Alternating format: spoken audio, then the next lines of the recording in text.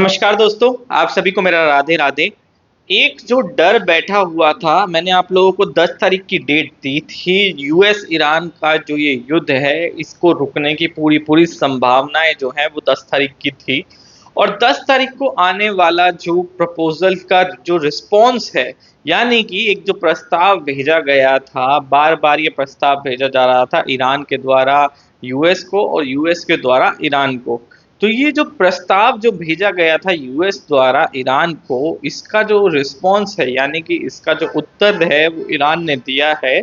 मगर इस उत्तर के अंदर सबसे बड़ी चीज एक ये आती है कि इस टाइम के ऊपर ईरान ने जो रिस्पॉन्स दिया, उसके अंदर एक पॉइंट ऐसा था जिसके अगेंस्ट में बात बोल दी गई है, और वो ये पॉइंट है कि जो ईरान इस टाइम के ऊपर अपना न्यूक्लियर बॉम्ब बनाने की तैयारी कर रहा है। यानी कि आप ये देखिए, ईरान बहुत समय से ये कोशिश कर रहा है, और ऐसी कोशिश इसलिए कर रहा है क्योंकि वो कई बार यूएस द्वारा सताया गया है। सताया इसलिए मैं बोलूंगा क्योंकि कई बार यूएस के हमले हो गए हैं और अकस्मात रूप से ईरान के जो लीडर हैं उनको मार दिया जाता है। तो इस वजह से जो ईरान है वो ये चाहता था कि उसके पास में न्यूक्लियर बॉम्ब बन जाए, जिसके कारण कोई भी देश, चाहे वो यूएस ही क्यों ना हो, उसके ऊपर अकस्मात रूप से हमला ना कर सके। इसी वजह से जो उसका न्यूक्लियर प्रोग्राम चल रहा था, उसी के ऊपर सबसे ज्यादा जोर डालकर ट्रंप ने ईरान और यूएस युद्ध को रोकने के साथ साथ जो ईरान के पास में यूरेनियम एनरिचमेंट है, लगभग अच्छी खासी जो यूरेनियम इनरिचमेंट उसके पास में पड़ी है, 450 किलो के अराउंड में 60% जो है वो एनरिच हो चुका है यूरेनियम। उसको यूएस अपने पास में लेना चाहता था। ये कुछ ऐसा है जो ईरान को बिल्कुल भी मंजूर नहीं हुआ। कि आप ये देखिए कि एक चीज आप अपने लिए, अपनी सहूलियत के लिए, अपने बचाव के लिए करना चाहते हैं, और यूएस चाहता है कि आपसे वही चीज ले ले जो आपका कई सालों से दुश्मन बना आ रहा है। आप उस दुश्मन को ही कैसे उस चीज को दे सकते हैं जिससे आपकी सुरक्षा हो सकती है, और दुश्मन के अगर हाथ में लगा तो समझ लीजिएगा कि वो उस चीज को उसके खिलाफ भी इस्तेमाल कर सकता है। हेलो दोस्तों, मैं भरत शर्मा स्वागत करता हूं आप लोगों का आपके अपने चैनल इन्फोबस क्रिएशंस पे। चैनल को आपने अभी तक सब्सक्राइब नहीं किया है तो जल्दी से सब्सक्राइब का बटन दबा दें और बेल आइकन को ऑल पे कर लें, ताकि जब भी कोई न्यू वीडियो आए तो उसकी नोटिफिकेशन आप लोगों को मिल जाए। तो दोस्तों, एक बात जो हमेशा से मैंने आप लोगों को ये बताई भी थी कि जो 10 तारीख है, 10 तारीख को युद्ध रुकने की पूरी संभावना है। अभी भी सीज फायर है। सीज फायर एकदम से अकस्मात रूप से कर भी दिया गया था। चाहे वो सीज फायर को ट्रंप ने ये बोल दिया हो कि वो एक तरह से वेंटिलेटर के ऊपर है और कभी भी ये सीज फायर टूट सकता है और युद्ध दोबारा से शुरू हो सकता है, मगर जो सीज फायर है वो अभी भी बना हुआ है। ये एक ऐसी कंडीशन है ना, कि मतलब आप ये समझिए कोल्ड वॉर की ऐसी कंडीशन शुरू हो चुकी है जिसके अंदर ट्रंप ना तो अटैक कर सकते हैं और ना ही पीछे हट सकते हैं।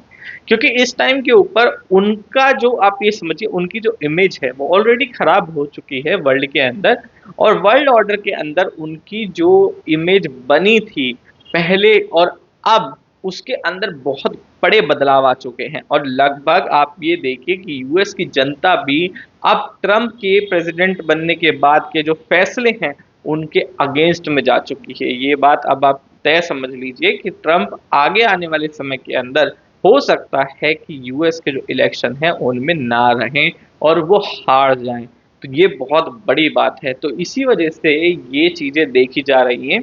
उसी के साथ साथ जो एक बात के लिए मैंने आप लोगों को बोला था कि हो सकता है कि 10 तारीख को जो प्रस्ताव है वो पूरा पूरा एक्सेप्ट हो जाए, मगर एक ऐसी बात होगी जिसकी वजह से आप ये समझिए कि भिड़त हो जाएगी।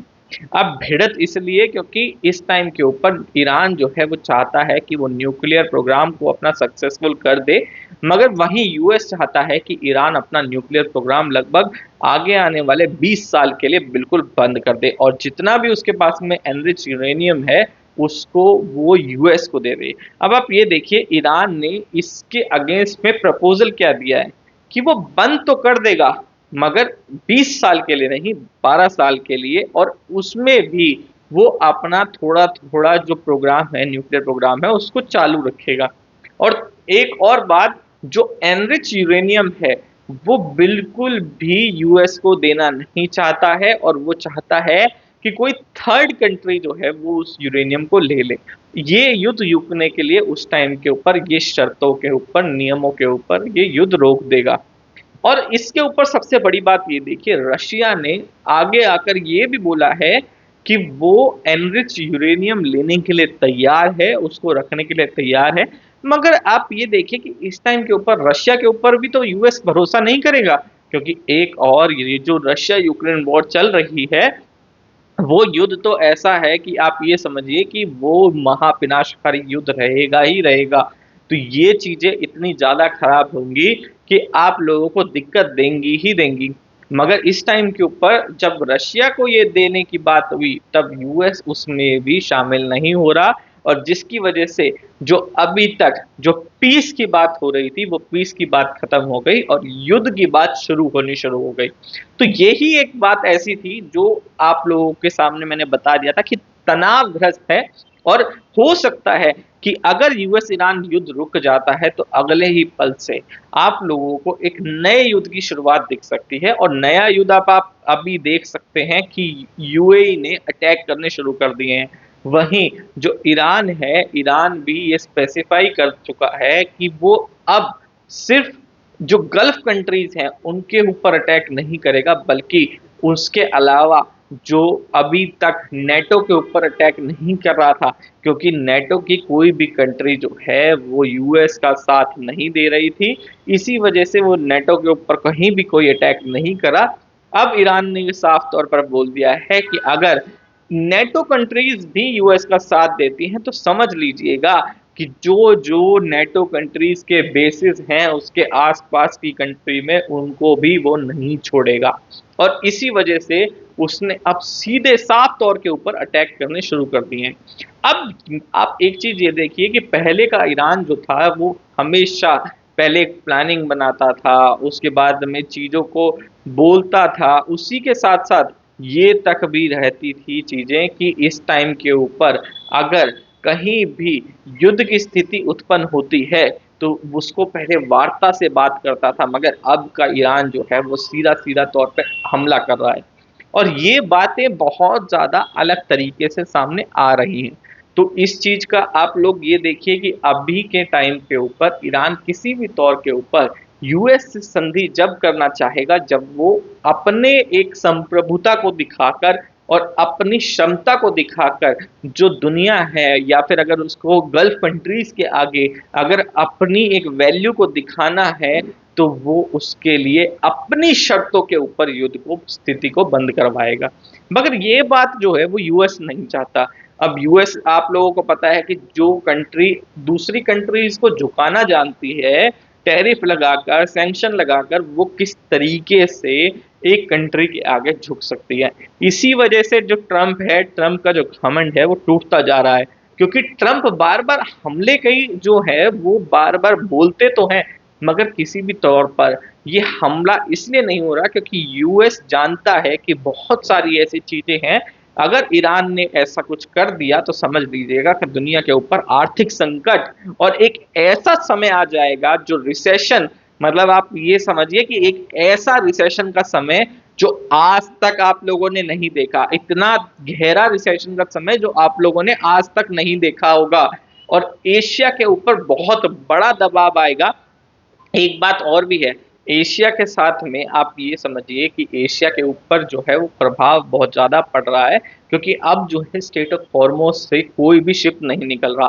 पहले जो शिप हैं वो ईरान जो है वो टॉल लेकर जाने देता था, या फिर आप ये समझिए कि कुछ दोस्त या मित्र देश अगर मैं बात करूं तो उनको वो शिपों को निकलने दे रहा था। मगर अब यूएस की जो ब्लॉकेड है वो इस तरीके से लग चुकी है कि अब वो किसी भी शिप को नहीं निकलने दे रही। मतलब ईरान अगर चाहे भी तो भी शिपों को नहीं भेज पा रहा है। तो ये बहुत बड़ी चीज है जिसकी वजह से एशिया की अर्थव्यवस्था अब खराब होने वाली है, और जिसकी वजह से आपातकालीन संकट की स्थिति आने वाली है।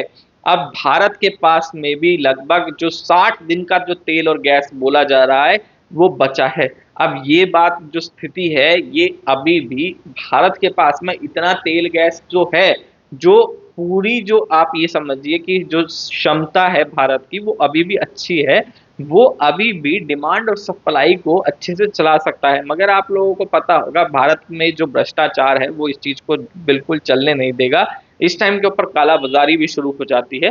तो इस वजह से जो 60 दिन का जो हमारे लीडर्स ने बोला है, और ये बात तो आप लोगों को पता ही होगी कि इलेक्शन खत्म हुआ नहीं, इलेक्शन से पहले ही ये बोला जा रहा था कि भारत की स्थिति बहुत अच्छी है, और एकदम से इलेक्शन खत्म होने के बाद में ही आप लोगों को ऐसी बातें बताई गई कि भारत की अर्थव्यवस्था भी बहुत ज्यादा खराब हो चुकी है। भारत की जो मार्केट है उसको बहुत बड़ा झटका लगा है। आप ये समझिए कि एक ही दिन में जब जब ये न्यूज आई तो इसके बाद में बहुत बड़ा नुकसान हुआ है। तो ये चीजें जो हैं वो आप लोगों के सामने रख दी गई हैं। मगर इसका जो प्रभाव है वो लगभग 60 दिन के बाद नहीं, लगभग 40 दिन के बाद पड़ेगा। क्योंकि 40 दिन आप एक जो शिप कंटेनर आते थे वो लगभग 45 दिन का समय लेकर आते थे, तो 40 से 45 दिन का जो समय है, अगर उनको आने ही नहीं दिया जाएगा तो समझ लीजिएगा कि जो आपके पास में 60 दिन का जो स्टोरेज है, एक तो भारत के पास में कोई ऐसा स्टोरेज है नहीं जिसकी वजह से भारत बहुत लंबे समय तक रोक पाए। इसी वजह से बहुत जल्दी आपातकालीन स्थिति लगने वाली है, लॉकडाउन की स्थिति लगने वाली है। ये बोल दिया गया है कि पेट्रोल डीजल इसको बचाया जाए। सिर्फ इतना ही नहीं, खाद्य पदार्थों में भी बहुत ज्यादा महंगाई आने वाली है। तेल के दाम बहुत जल्दी बढ़ने वाले हैं, और इसी के साथ साथ खाद्य पदार्थ, इसलिए क्योंकि फर्टिलाइजर्स की जो कमी है वो खाद्य पदार्थों के ऊपर बहुत गहरा असर डालेगी।